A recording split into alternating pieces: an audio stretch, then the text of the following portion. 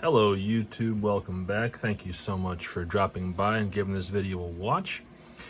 Today I decided I'd like to do an unboxing video on the brand new Kato N-Scale GS4 Southern Pacific Post-War Black, road number 4433.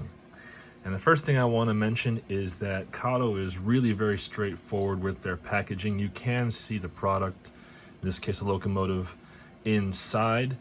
And this is fairly typical of their packaging. If you were expecting something more like Athearn or another company where it's more of a nice presentation with how the locomotives or rolling stock are packaged, Kato is not typically known for that when it comes to individual locomotives or rolling stock. However, some of their other sets do occasionally have nicer packaging.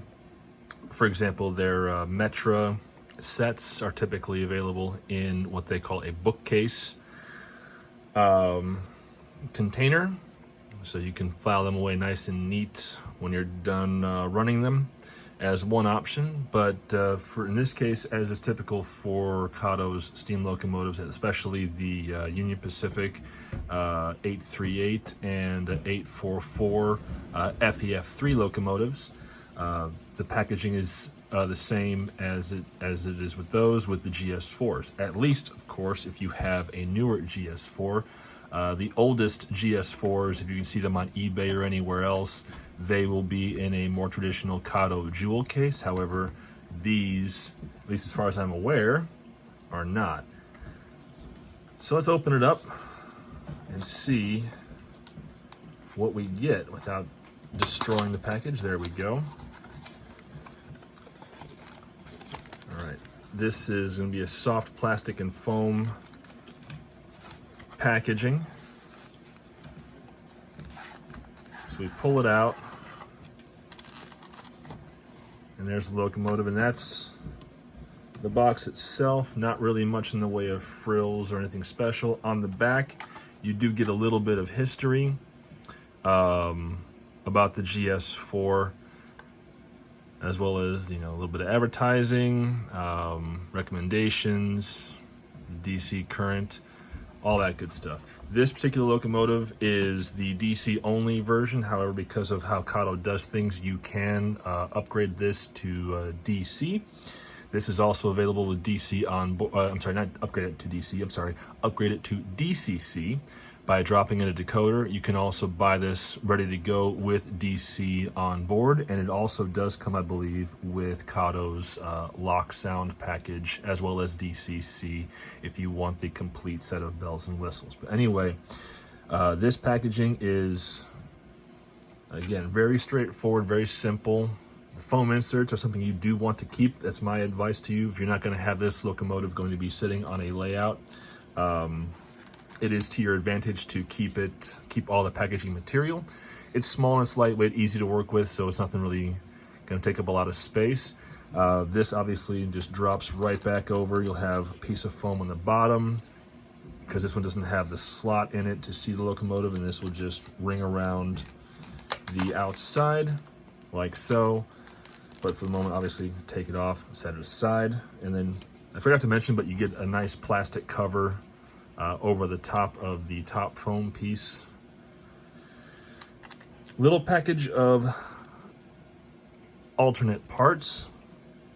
This is a coupler, as well as a different plow or cow catcher, whichever way you want to term it, as well as the little magnetic coupler releases that you can choose to use or not. I don't think I've ever used them ever in all my time of running N-Scale the last few years. And you also, with this particular locomotive, you do get, let's see if I can get this up close enough for you to see the number on there. It does come with number boards, and why it has these, I'm not sure, but it is a nice little addition, and I'm sure it serves a purpose, because you do see you got a line of 4 on a sprue. And again, I'm not sure what these are for. I'm sure they serve some sort of purpose, and maybe there's something in here that will actually tell us what that is, but I honestly have no idea, so I'm not even going to begin to speculate. But hey, Kato believes it has some value, and so they included it, and I want to thank Kato for doing so because, you know, it's just a nice little touch. So typically these will press down and click and lock. You just heard the click right there. And it's fairly, again, straightforward to get this out. Just lift this up and away. And then you have this really nice plastic in here that I also recommend you keep just to make sure that when you put your locomotive away, you package it as nicely as you unpackaged it, just because it does go a long way towards keeping your locomotive very nice. When you lift up this tray with the locomotive in it, there's nothing beneath it, fortunately or unfortunately. And then, of course, you've got hiding beneath that is the destructions, in this case the instructions, that will shed some light. So they call that front need another pilot. You got another coupler. You have, these are called trip pins. Did not know that. I have learned something today, folks. Thank you for joining me for that. And then you got the number board set. And then you have the instructions on how to do the front pilot coupler replacement if you choose to do so. And the instructions are very straightforward, very clear, as well as diagrammed with photographs. And then, this is to change the number boards in case you wish to do so. And then again, there's instructions on how to do that. Straightforward, easy to follow, but of course these are very incredibly tiny parts. So you will need patience, small hobby tools, and a very clear, clean workspace in case the parts fly away, because they might vanish entirely. On the reverse of the instructions, you do see at the top the track requirements in terms of its curve radius, for ground, viaduct, and reverse or S curves, which is a very nice piece of information. You also have instructions on how to do your DCC installation, along with the recommended the required decoder and its part number, and the address it comes to by default when it's programmed. And then you have the instructions on how to do the decoder installation from there, along with the maximum operational voltage for the DC, and also information on Kato's warranty. All right, I brought us in for a bit of a closer look at the locomotive while it's still in the bottom portion of the packaging, just to highlight some of the detail before I put it on the test track to have a look at it. I'll get a flashlight out here and I'll show you, really highlight some of the features and the detail that Kato puts on. I do apologize for the blue tint to the light. It's LED in an incandescent simulated environment, so it's going to be the blue light special. But still, you can see through here that while Kato has not been known previously or generally for their attention to detail in some circles, Kato definitely is no slouch in the detail they do feature. I mean, the shape of the locomotive, you can see some rivet detail here, panel lines, small details along the whole side of the locomotive. Of course, you got the number board right there. You know, good crisp lettering on the side panel for the road number, and then also you get some text down here at the bottom of the tender, and then the tender text is also very sharp, very crisp. And at the back you have the ladder on the tender, and then the truck detail on the tender likewise is very good. Now this is N scale, so this locomotive is at best maybe 8 inches long entirely, if even that much. But they've packed a lot of detail into this locomotive, even at this smallest scale. So this really is an exquisite little model. While other manufacturers might have much better detail, the sacrifice, if you can even call it that, with choosing Kato over someone else is that you are getting a unit that is going to be able to pull a ton of rolling stock. I mean, I have a Union Pacific FEF3 in the 838 freight version of that particular Kato locomotive, and I have pulled 33 plus car intermodal strings with it. I mean, these engines will pull big runs, and they will look amazing while they do it. And in a future video, when myself and my friend who owns the magnificent N-scale layout that I've been showing you in a lot of my previous videos, we're going to do a GS4 event because they have the BNSF 4449. They just received their Southern Pacific Daylight Scheme 4449 that Kato just reissued, and now I have SP 4433. So we're going to have a really nice selection of Kato N-scale steam locomotives that we're going to be running, and I'm looking forward to getting those out and getting them going as well. So when it comes time to take the locomotive out of the packaging, it's a pretty straightforward thing. Just obviously you want to be careful because the firebox truck is attached to the whole truck assembly by the drawbar, if that's the proper term for it, that comes off of the main drivers. And so you want to be aware of that. There's some pretty good play and turn in the tender trucks, which no doubt enables this locomotive to get deep into some tighter curves. As long as you know what you're doing, of course.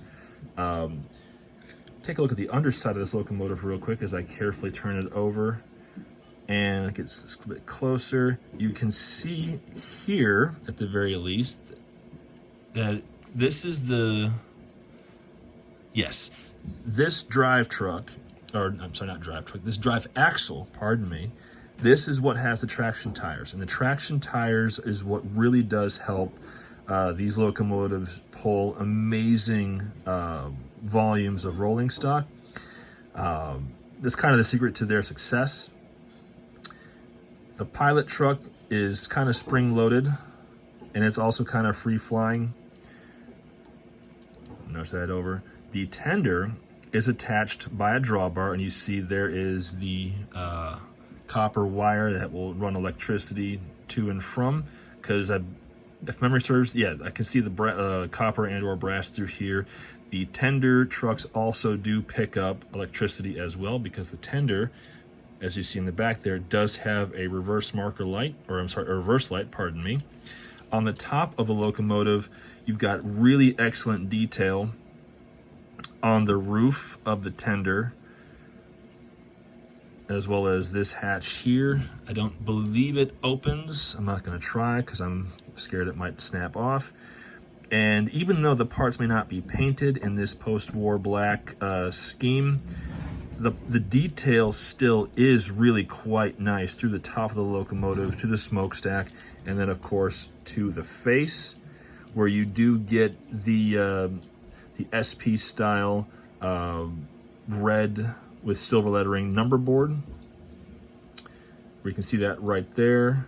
This, I believe, is fairly typical and common on all of the GS4s that served the SP line. I honestly don't know. Again, I believe. Whoop, as I almost knocked my camera over. And then right here, you've also got a really nice addition of the airline. Now, if you saw the instructions I went through, this pilot is removable, so you can change out the coupler if you wish to. This coupler is an operational Kato coupler. And of course, if you want to change it over to be a micro trains or any other coupler, fairly straightforward to do. So Kato makes really nice material, really nice stuff. And even though they may not be quite as good in the detail department as other manufacturers, their quality is still among the best in the model train market, if not the best, because what they lack in the detail department, they far and away make up for in the functionality and power department, because these locomotives, again, these haul, and they haul for days, and they will run as long as you want to run them. They do not care. They are wonderful, wonderful, wonderful locomotives. So now we'll get this on the test track, get it started up, see how it does on this little straightaway I've got going here. All right. Let the test run begin. I believe I have it set forward. Headlight and the Mars light comes on right away. I went a bit too fast. Sorry about that, folks. Let me back up just a little bit, nice and slow. Now this locomotive, I believe, I'm pretty confident, still running the standard Kato 5-pole cord motor. The UP Greyhound that they're coming out with, 8444, is going to be featuring a coreless motor. You can see at low throttle here, this does all right, but it is kind of hitching and glitching a little bit, which honestly is mostly because I'm running it at such low power. Probably needs to do a bit of work and just warm up, loosen up, because again, it is a brand new everything. So really what it's gonna need is some time on the track to just run with some weight behind it, loosen itself up, warm it up, prime it up, because you see it's a little bit hesitant in reverse, but honestly that is not a deal breaker for me, just because I'm really confident that when I get this thing onto the track for a long period of time and just let it run, turn you over to the back here so we can see the reverse light, it's gonna be just fine. Turn this in reverse, am I doing the right way? And my reverse light didn't come on. Let's try that again. I think I did something wrong, probably not enough power.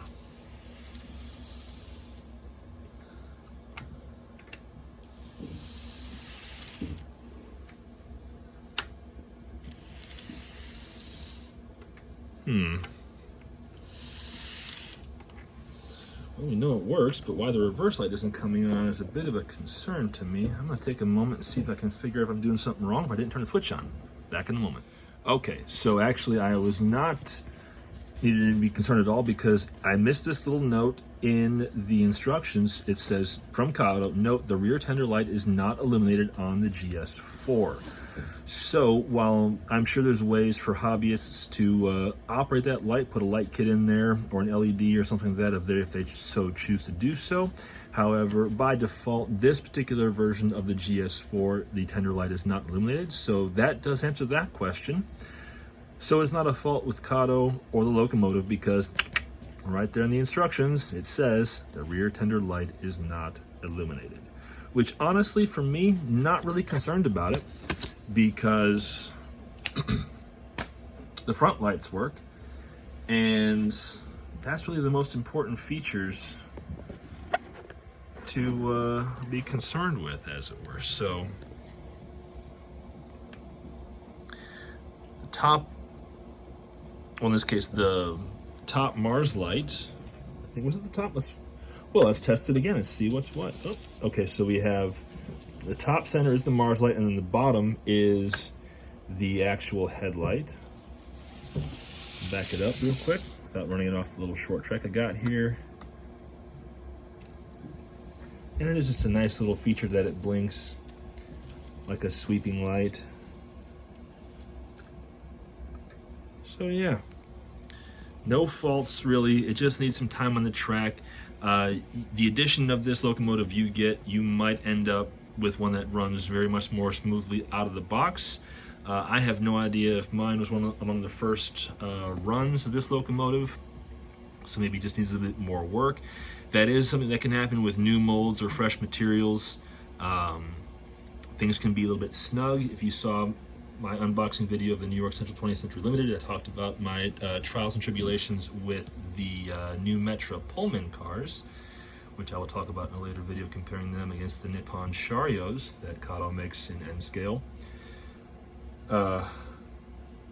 I had a real problem with those, getting those shells open to install the light kits in those cars, the first three that I bought a couple of years ago, or a year and a half ago, something like that.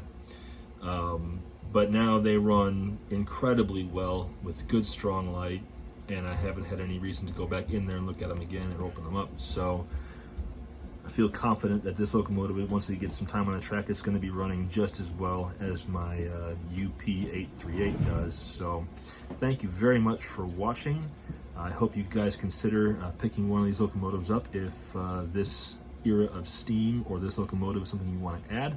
I do recommend it, because I'm really confident this is going to be an absolutely wonderful addition to both my collection and as well as to my enjoyment of the hobby of model railroad. So again, thank you for watching, and I will see you next time around.